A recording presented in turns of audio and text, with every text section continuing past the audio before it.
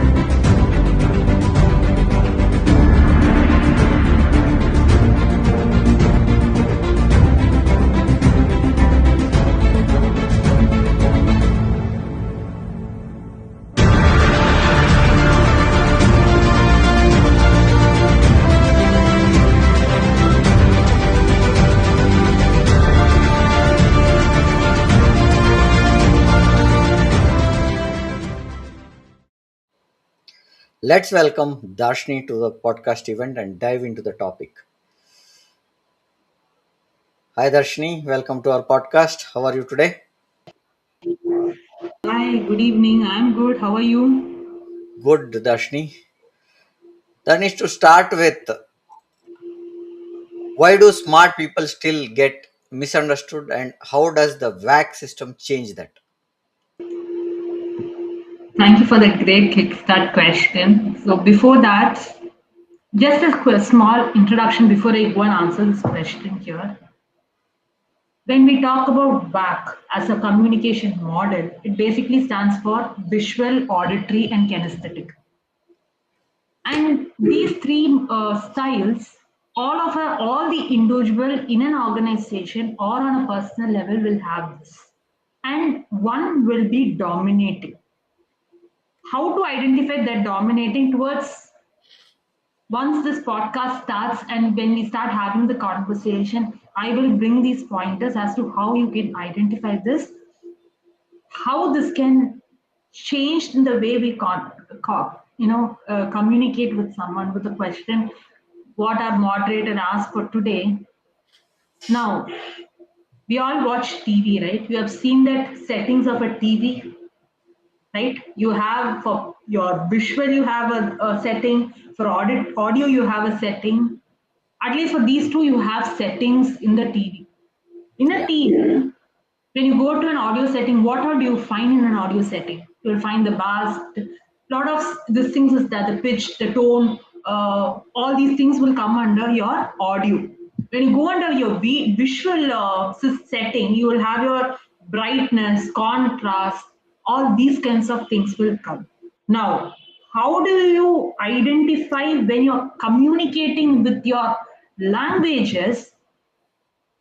Say, for example, a visual person. Say, now I ask our fantastic moderator here, if you have to describe a holiday, how would you describe the last holiday which you went? Just to show you an example here as to how you can identify if the person is visual, auditory, or kinesthetic. No, I would say my last holiday was with friends. So I was in a homestay, and that homestay was having about 18 people, and we had a lot of fun there. That's what I would like to say. Okay. Now, say for example, he just gave us a very small thing as to what he did, where he stayed and all. Now, if it's a visual person, they what they how they start communicating is I went to the say, for example, if you take a place like, uh, Bangalore, okay, a visual person might say, I went to this park, there was a lot of trees, I saw them, I look at them, all visually they'll start describing the place like Yeah. it's greenery nature, or if you have to take a different example, if you're going for a meal to a restaurant, that person, any individual will be like, they'll start describing the things on the plate with color, with what they see, everything will start describing. That's how a visual person will talk. If it is Hmm. an auditory person, if you start talking them, giving them ideas, they'll say, this sounds like a good plan, or I hear you, or let's discuss this, or this doesn't sound right. This is how the communication will start going with an auditory person. At the same time, a kinesthetic will start talking about more about feeling. Okay, this doesn't feel right, and that's something which is not comfortable here. I cannot connect with this. It doesn't sit with me.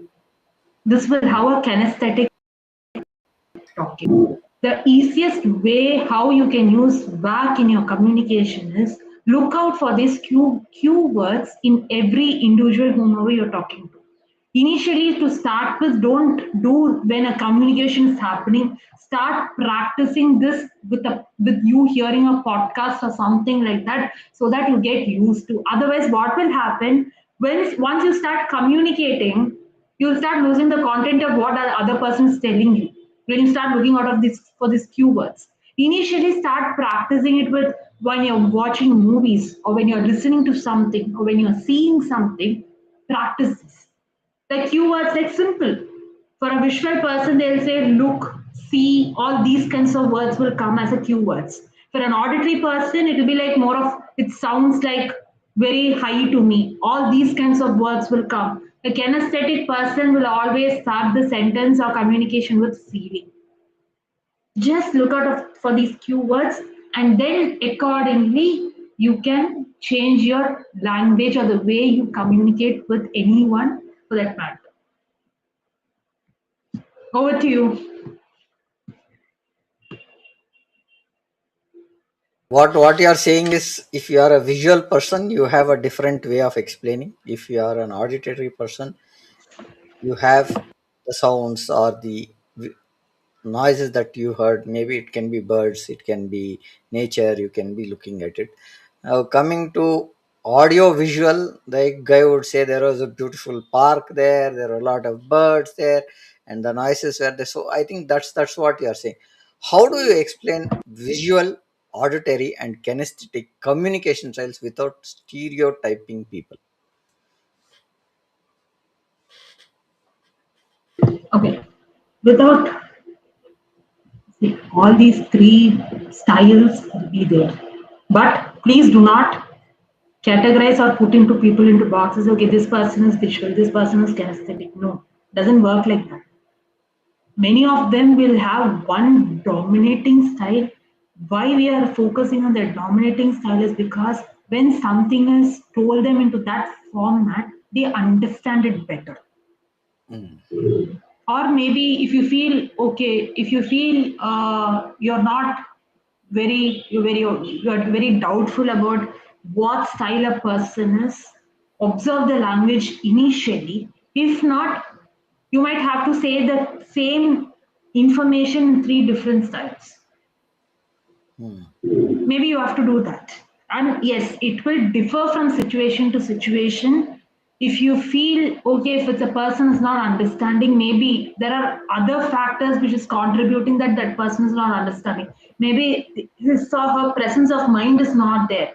Maybe he or she is thinking something in the back of the mind. Might be that. So Okay. not, it is not about stereotyping, but then don't put people into or individuals into boxes thinking like that, okay, this is their dominant style. Maybe for certain information you might have to say in two, three different ways for them to understand. So yes. Okay. Got it. What is one quick way a leader can identify somebody's? preferred style in real conversations? Okay. Easiest way to identify with the speed, the way a person or the individual talks. Okay.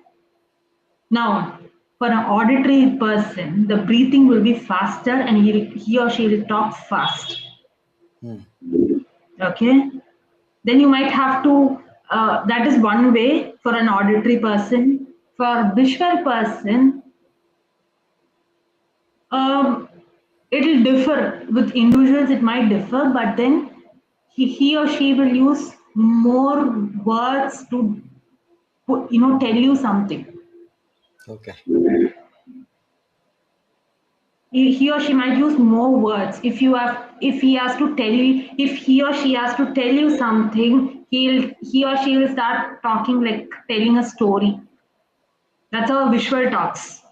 But when it comes to kinesthetic, their breathing will be very slow and they'll talk slow. Hmm. They'll feel each and every word what they talk.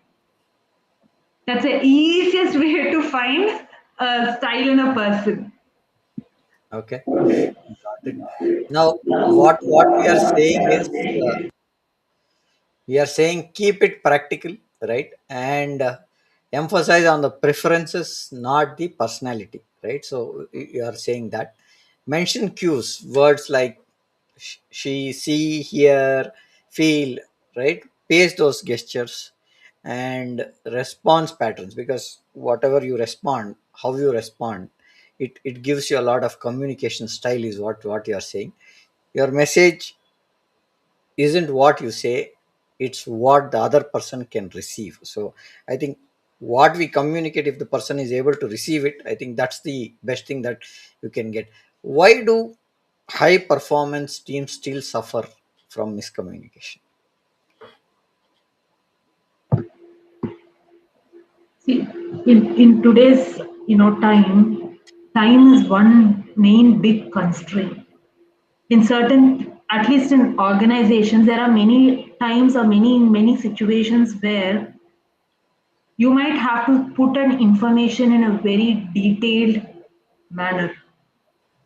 Many a times that still doesn't happen, where you have to cut short to what you're passing the information on, or that person who is sending the message or narrating that message, that information to another person, maybe that person itself is not clear as to what needs to be communicated to the teams. Maybe that person itself is not clear in his mind that what needs to be communicated to the team. If that person or if that individual is very clear what needs to be communicated, still, if you're if you're giving an information to a team, you might have a projector in your organization or in the boardroom. You can use a PPT or some visual display in the background. You are talking plus you're modulating your voice, your energy, and everything. I think you should be able to still deliver the message or the information which needs to be communicated to the team. Maybe the main factor is maybe the presenter is not clear with the information or what needs to be communicated, and I think that's where the miscommunication starts. See, here I'm just leaving the VAK aside, but still the message or the communication which has to be put forth, the presenter itself is not clear. I think that's where the major misunderstanding starts from. Okay, got it. Now, what are the top three communication patterns you see in leadership teams today? I think major in today, okay, in today's, in today's generation, no authority no longer works. It's majorly empathy and you collaborating with someone if you have to get something done. Authority or dominance will not work in today's generation, if you see. It's about we do it together, we collaborate together, and that's how things work out. See, like before and all, at least if you command something with authority, that person has to do. But today that doesn't work that way. This is something which I've been seeing. Now, I am into training coaching industry. Today, if I am talking to a Gen Alpha or a Gen Z, at least Gen Alpha, they don't have the clarity as to what they want to do with their career or with their life. There's no clarity at all. As, let it be in leadership, let it be on a personal front, in a professional front. Okay, they just did this degree, they got into an IT or an high paying role in an organization. They don't want, they're not bothered with anything else. That's what is happening these days. There are times where I go to a college to train the students. Maybe they're studying something, they're doing a degree in computer or in AI or something. Sometimes when I go ask them what you want to do after this in regard with their placement, they say, ma'am, I don't know. This I don't know kind of a communication I see a Okay. lot in today's time. I see a lot of them saying this, I don't know. No, I think This I is what don't know is I become a see. common sense. I think today what people say is I don't know. Uh, if you ask people what you want to eat or something, okay, something. How will you get something? What is that you want? Are you being specific? They are not specific. When you ask them to, I see my True. daughters. When I ask them what do you want, don't know what do you want to eat? Exactly. Anything, anything. Where do you want Exactly. to? Somewhere. Okay, that's the kind of communication that is coming today. Now, how do these patterns show up as a business damage, delays, conflict, churn, missed targets? How do you look at that, Darshani? Yeah, yet another great question. See, many a times, when does a problem arise? Maybe not that specific point of time, maybe later when something else comes up, it comes as a follow up problem or a follow up situation needs to be addressed. Say, for example, now you say that you went and bought a product from a store. Maybe it can be a mobile phone, maybe it can be a gadget, or maybe let it be anything. No, what maybe you can consider any product here. You went to a store, employee of that store attends to you to help you to buy that product, and later you realize that the sales guy is not giving you all the information which you need to know. Some damage comes to your product, then you go back checking with the store or the people there, or you go directly check with the sales guy who dealt with you. Again, Hmm. there'll be various reasons why that sales guy must have not told you, or he was not, that product knowledge what he had is wasn't enough for them to let the customer know that okay, these are the possible defects which can come. They will say that there's warranty, guarantee, all these things they'll tell you. But until Hmm. that proper information or knowledge about the product or the service is not there, your miscommunication and problems regarding, we start pointing out to the sales guy, you have not done the job right. Yeah.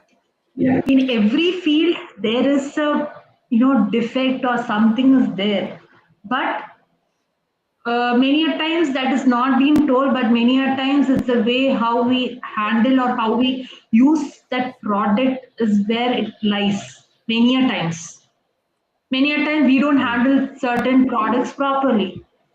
The maintenance I'm talking about the maintenance product part of the product, the timely service, you know maybe it can be, say for example, you maybe you kept the product in a, where there's water, where it should not be kept up in a water surface. Maybe that might be the case. See, all these small, small things, sales guy will say, we will not hear the complete information. We will go do whatever we like. Finally, some misplacement happens. That's where the communication goes misunderstood, or that's where your communication problem starts rooting up from there. When a defect or when a problem comes, you start questioning the rest of the other, all the other things comes into play. I think when we have a challenge, we look for solutions, right? So, and those solutions come up only when we look at deeply. Otherwise, we don't see things coming up, and we continue doing things like what we are doing at the moment, right? So, I think that's what you are saying, and It's it happens in every case, as you rightly said, right? Now, what we are tying up also is to the real outcomes that we want to look at. We want to look at the decision latency, the escalation loops, and the trust erosion is what we are seeing, right? And communication is the hidden tax on growth. I think that's the point that I would like to add here. How does that apply to leadership, not just coaching or training? Because you are into training and you still look at coaching as a pointer there, right? So, how do you look at this point, Darshani? uh, here is where I want to bring one important aspect here, which is as a leader, are you yourself aware about what is dominant in you? That from let it be on your visual, auditory, or kinesthetic, what is dominating style in you as a leader?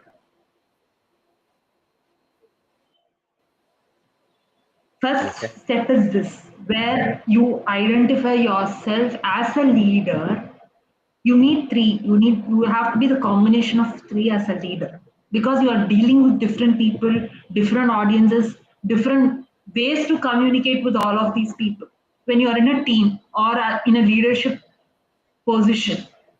So you might have to use all three to communicate. Say for example, uh, you take up an automobile industry, okay, where you have to use all the three as a tool to communicate. In automobile, say for customer A, they will be looking into comfort. Customer B might be there. This thing would be how is the sound system in a vehicle. Hmm. For customer C, it might be the look of the car or look of the vehicle which he or she is planning to buy. Might be that. So when a customer is coming into a showroom, at least to an automobile showroom, as a leader, you should be able to put or do your pitching in such a way where you use all the three styles to communicate. Say, for example, if you have to talk about a car, when you talk about sound system, this brand sound system is used in this particular brand of vehicle. Two, when it comes to kinesthetic, you talk, either you can use, okay, pure leather is used for the car seats, might be that. Three, the look of the car. Sometimes what happens, if that person or that individual is very crazy about a car, he might modify it again. Later, in the later stage, he might modify that car again with different alloy wheels or different things. He can do that. So Yeah. when you are pitching or talking to a customer, especially in an automobile field, you should talk about the sound system. You should talk about the comfort of this seating. Let it be front or the back seat, and the look of the this thing. Maybe it might be the boot space, what which Hmm. many people are concerned about. So you might Yeah. have to structure your communication in a way where all these three styles gets involved. and create a pitch out of all these things. It will not come in a day. You might have to try, creating a pitch and see how it comes naturally to you. It should not be like it is coming out of a textbook. It should not feel like that. It should sound natural to what you're speaking. See, whatever I'm saying might sound very easy, but this comes a lot of with practice, because this the topic which I've chosen is like that. See, today that is the automobile segment. If you take a beauty brand, everybody wants, you know, skin finish looks, or matte finish looks. All these things they're concerned, but they say the product should be very skin friendly. It should not irritate. What are all these?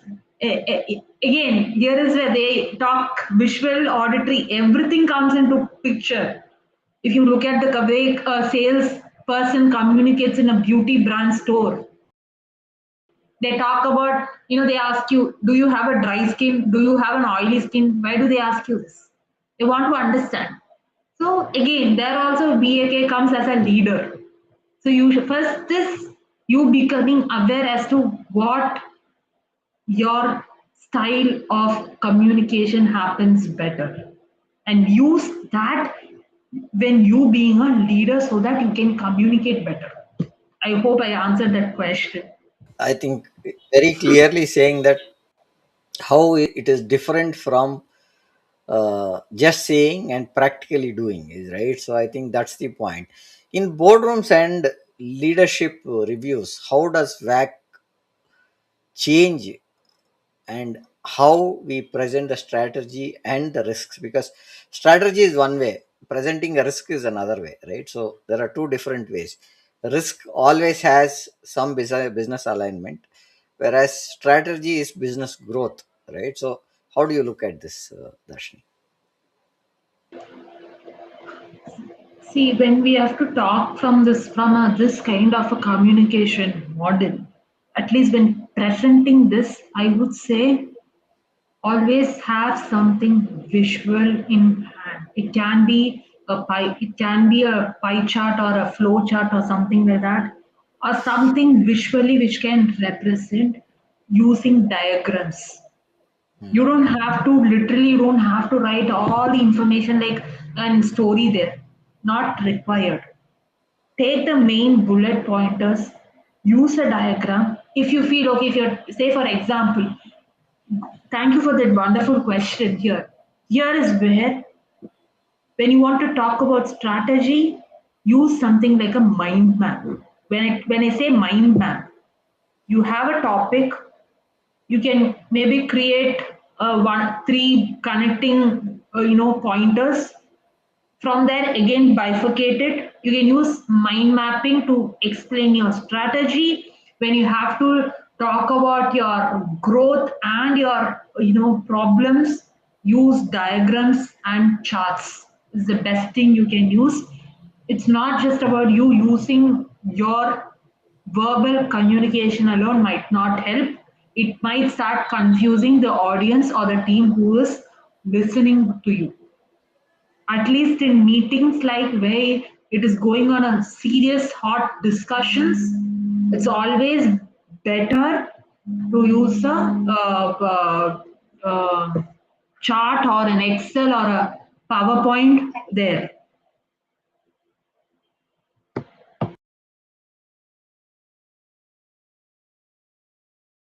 Darshani, so I think when you want to explain strategy, go with data points.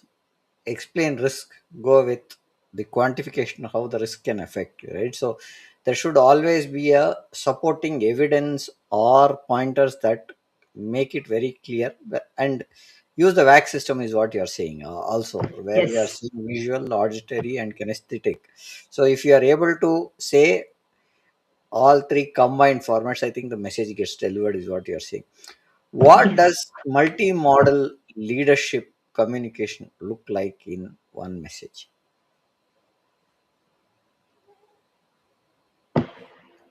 Okay, I'm just going to take this question and answer it in a different manner.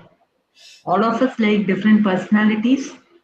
Do you Mm. think, or do you really think all have same, model of leadership or leadership style? No.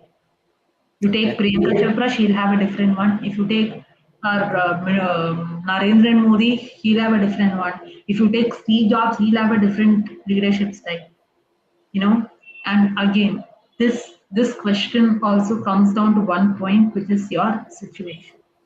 How you can use it. Certain times where you have to sound very authoritative. There you cannot use a servant. There you might have to mix authority, your servant leadership, where you have to be empathetic also. You might have to use. I'll give you a real time example what I face at least in my career.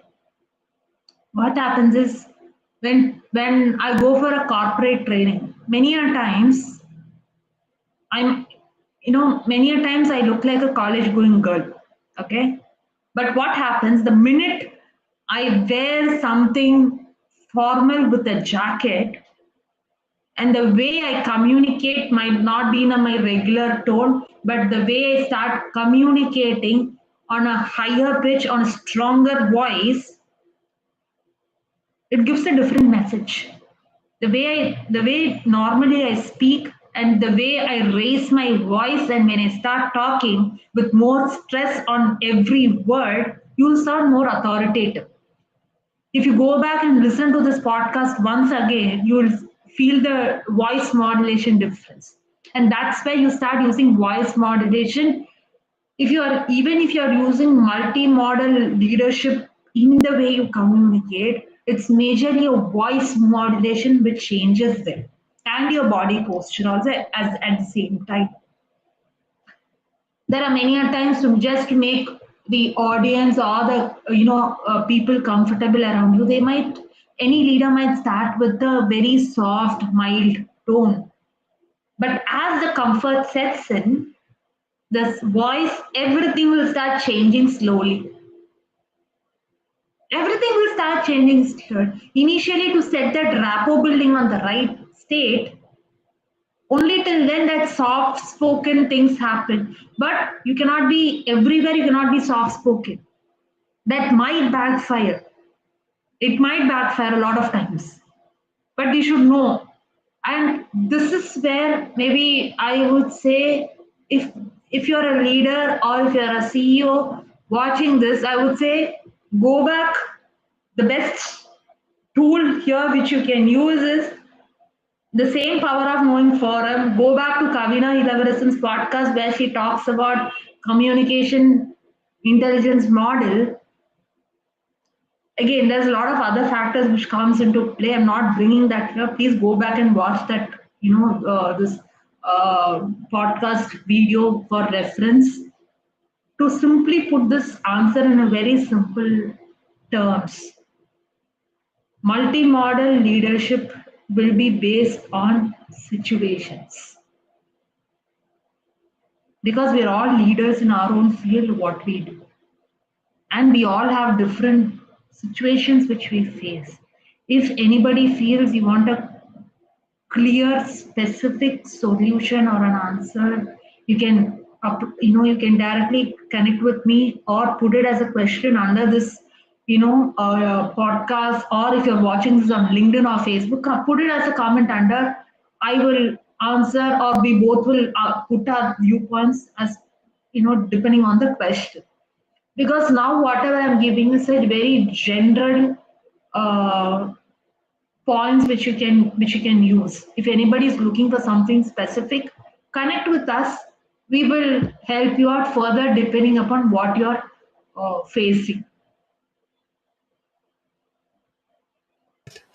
Now, what you are also showing you want to tell that show an example, one idea expressed visually, maybe a structured format, auditory, a story around that piece because people listen at that time where you can communicate with a story is what you're saying. Kinesthetic again, put an action, then put your experience there. Then we talk about Great leaders don't repeat the message, they translate it, is what you are saying. And how do leaders communicate so everyone understands without making message longer? Because uh, clear, concise. How do you look at this pointer?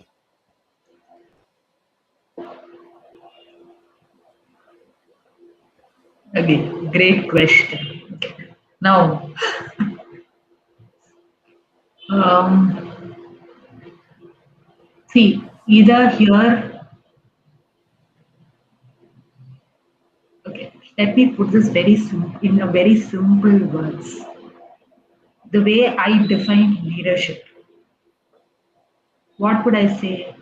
I would say leader or being in a leadership position, it's not about your age, it's not about your gender, it's not about the height or anything.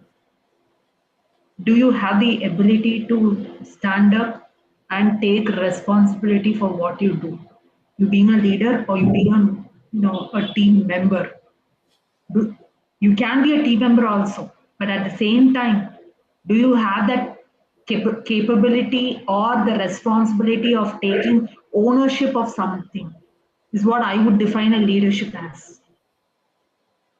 Frames have a different definition, or the viewers who's watching this currently with along with us will have a different definition. This is the simple definition which I put across to what leadership is. We don't have to use, at least when you read Shashi Tharoor's books, you might have to have dictionary with you. But you don't always have to use that kind of language to communicate. You can put everything in very simple language. But until if you have an understanding of yourself and the receiver who's receiving the message, if you know about the person very well, you can still tweak your communication and you can communicate in a short time in a very effective manner. If you feel there's a problem there, see again there are different factors which has to be taken into consideration before I give an answer for this. But in simple terms or a very crystal clear answer is how you yourself define something. You can put it like a story, you can use it as one worders or a very one center, one liner, like an elevator pitch as an answer. Or you can say, I feel great about myself. Simple. But the moment you have the understanding of yourself and your audience, you will be able to communicate if you have clarity and confidence and the understanding of the knowledge of what you're doing, you will be able to still communicate very well using all the three styles as mentioned. Got it. Now, so you need to put those three styles are very important, is what you are saying. And every communication style gives you a different message. When we look at, right, people, while we look at video, we look at the emotions, we look at the tone, we look at the presentation of the speaker, is he serious, is he nervous, those things. Whereas when you look at the audio or hear the audio, you look at the tone, the depth in the voice, and the story that he's trying to build is what we are seeing. And when you go to kinesthetic, I think it's a mixture of both auditory and video, where you talk about what is his gestures, how is he looking at, his tone is very high or low, is he presentable, is not presentable, are the visuals that are presented clearly communicating the message or not, right? I think that's what. How do we avoid we always do an explanation which we add masala to it, right? So we say you should go, if I ask you to go get a spoon, you will say which spoon, small, big. Just as I say, if you ask you to go get 1 liter of milk, you will say which milk. toned one or this one. So our communication always has that extra masala that needs, and we don't always say the message that gets clearly communicated. How do you avoid over explaining while being very inclusive across styles?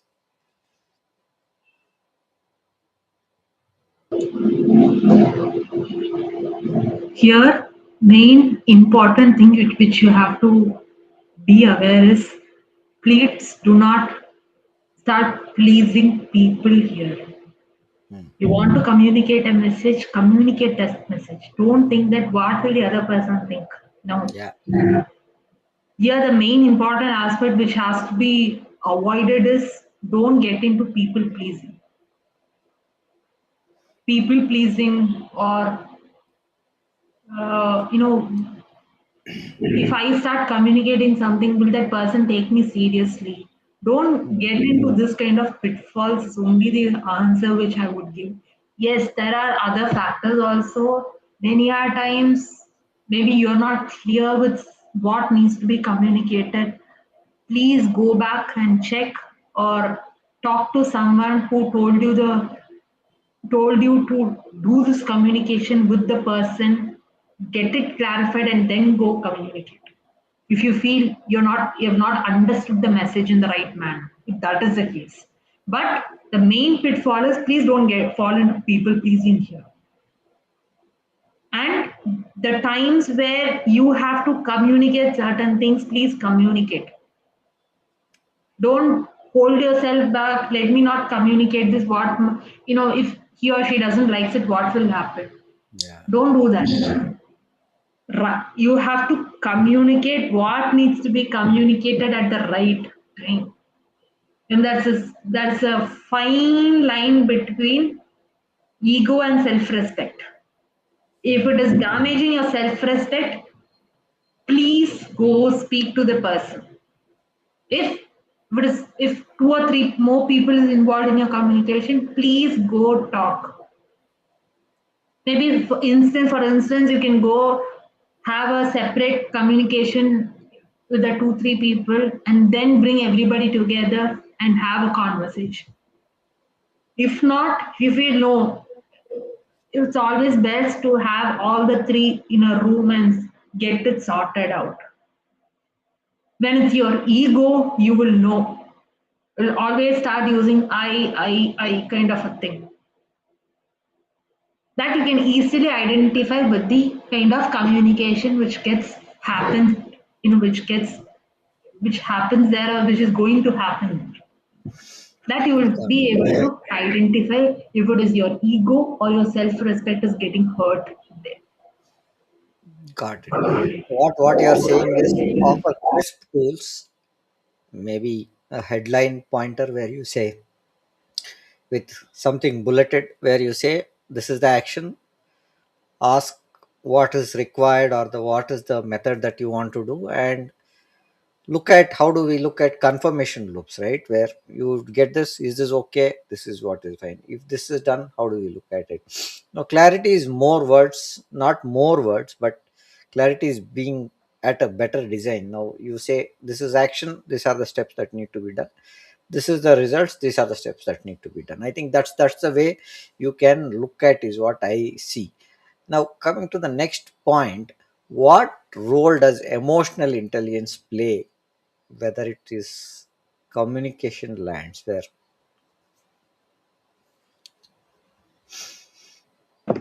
Role of emotional intelligence. Again, great question. Okay. When we talk about emotions, one is, if you're in an extremely angry or irritated position, please don't go communicate with anyone.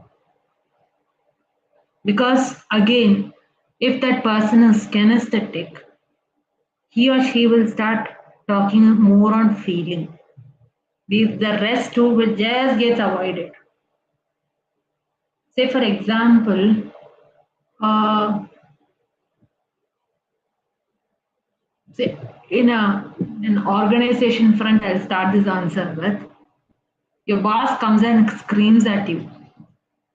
That moment, we will stand there listening to everything. If you are an individual who's kinesthetic, once you step out of the room, you'll get very emotional. I've done everything at my level best. Still, that boss is screaming at me, right? There'll be one set of group of people who will say, "You tell whatever you want, I don't care, and I've given my best." There'll be one set of people like that also. Maybe maybe there'll be another set of people who will be like, okay, let him finish. In their mind, they'll be thinking, okay, let this boss finish screaming in everything. Maybe that person will not communicate anything at that moment. Maybe later, somewhere during a tea break or lunch break. After maybe in that those kind of chit chat moments, maybe that time you can go back and ask, boss, you screamed at me before. Can you give me a explanation or why or what went wrong? If you think a team is involved, before you go and speak to that boss who screamed at you, check with your team and then go back and speak to your boss.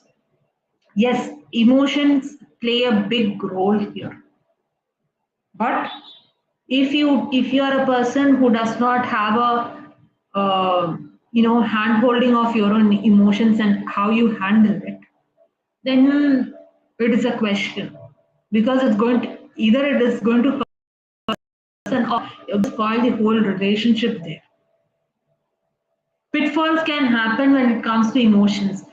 Again, as I think in one of my podcasts, the same platform, I remember I've shared this where if you give your emotions that you can go crazy. Now, pitfalls is when you're on any peak of an emotion, let that emotion settle, then you go communicate. The easiest way to set any emotion is have a glass of water.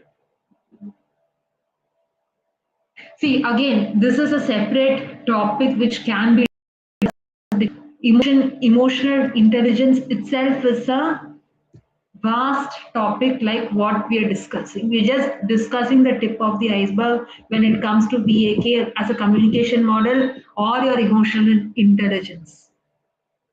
It's it emotional intelligence itself is a topic to be discussed.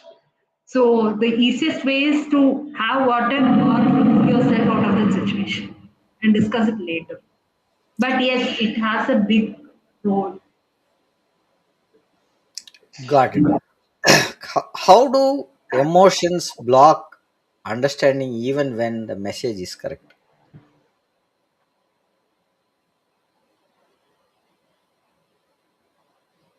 Sorry, I lost you. Can you repeat the question?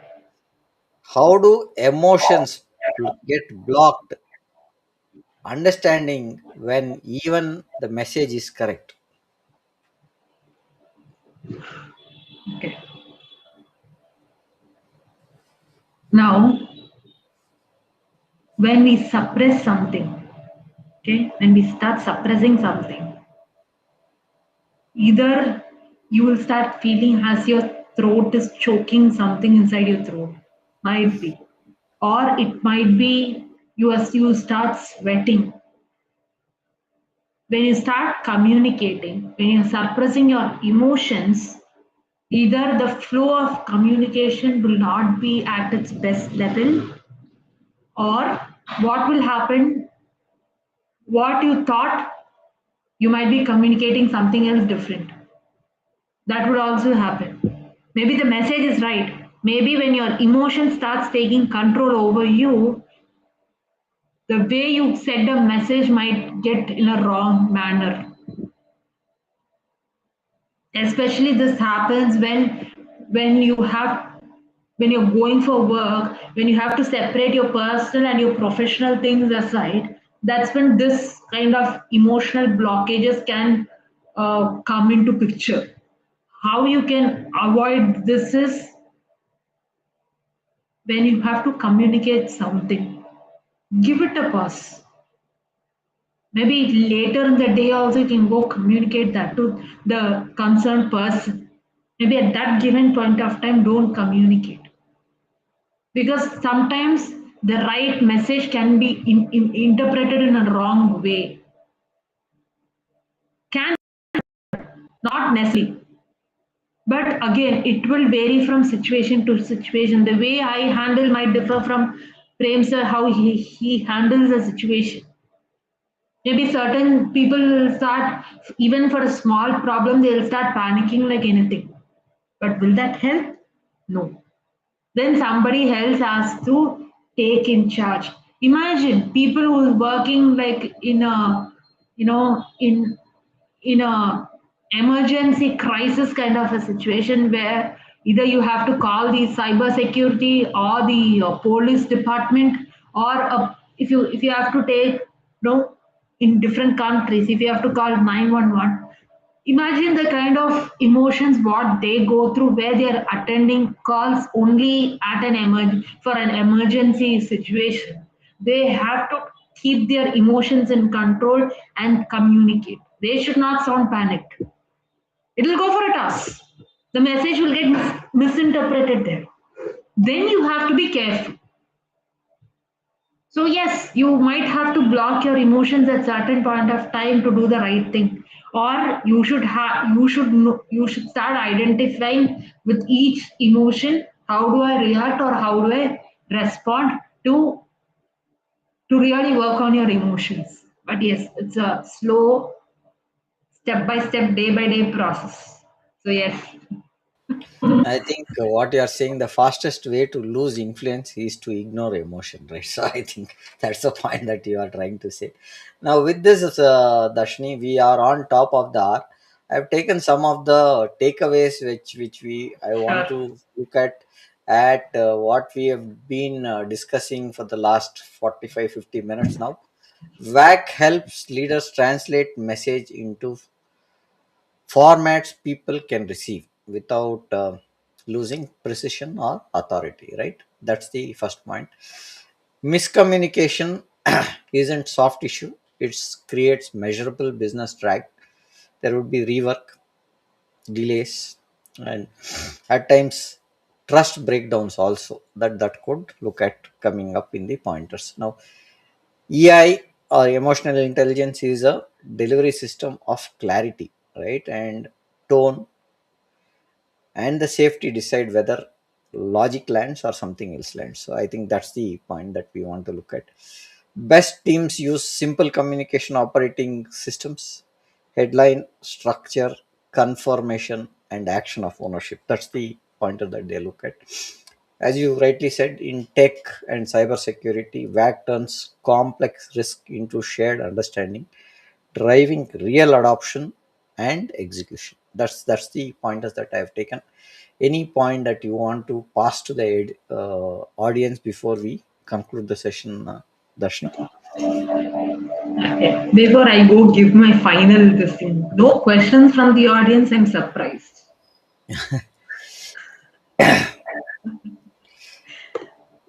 Okay, if no questions from the audience, if you will watching this later also, please comment down your questions down below. We'll be happy to answer your questions, because I think this is where the transformation of communication starts, by understanding what is your model of identifying a model, or what is your dominating model of communication when it comes to VAK. If you feel, do you, if you ask me, do you have an easy way to identify your VAK? That's a psychometric test which is called the DMIT. Hmm. You can get that done. You easily understand which is your dominating style of communication, whether it's auditory, visual, or kinesthetic. Because that was one test which was like a bulb on kind of a moment for me. So that's why I'm telling you, at least you can avoid a lot of miscommunication, pitfalls, and all these things can be avoided. But be observant, be mindful before you utter a word, or before you start communicating with someone. Dashni, thank you for that. The most powerful leaders are not ones with the most information. They are the ones who can make meaning travel, right? And VAC is not a label, it's a leadership advantage where communication or communicating to the listener as a language, right? We reduce friction, increase trust, and move with faster outcomes, is what we are saying, right? So this is the pointer that we want to be telling, the VAC advantage communication, so everyone understands you. So that's the point that we want to look at, and with this we would like to conclude our session and look forward to join you in another session coming next Tuesday at 6:30 p.m. Thank you for joining us. Thank you, Dashni. Thank you, Thank audience, you. for joining us.